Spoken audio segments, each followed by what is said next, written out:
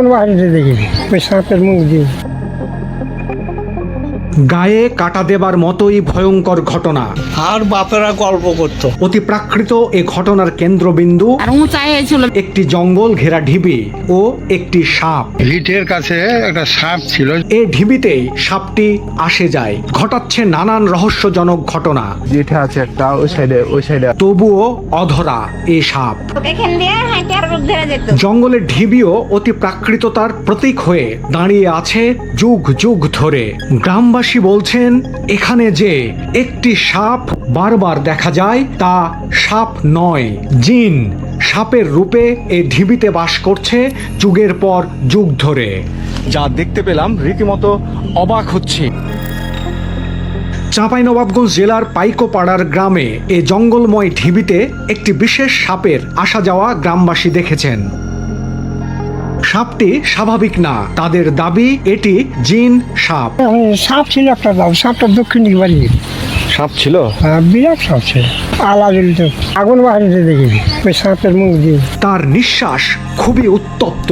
যে স্থান দিয়ে যাতায়াত করে সেখানকার ঘাস লতা পাতা পুড়ে অঙ্গার হয়ে যায়। বাচ্চার রূপ দেখেছি, হ্যাঁ এটাই হারা বাচ্চার রূপ দেখেছি। বাচ্চার রূপ ধরে যেত, এখান দিয়ে হাঁটে বাচ্চার রূপ ধরে যেত। গাছের পাতা জ্বলে যায়, গাছের বাকল খসে পড়ে। গ্রামবাসীর একাংশের দাবি এ জঙ্গলে জিনরা সাপের রূপ নিয়ে বসবাস করত ও করে।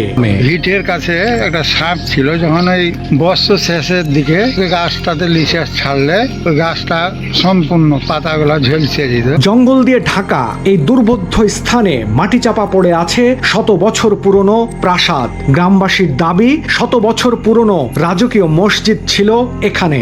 পুরানা ডেয়ারের এদিক তো লয়।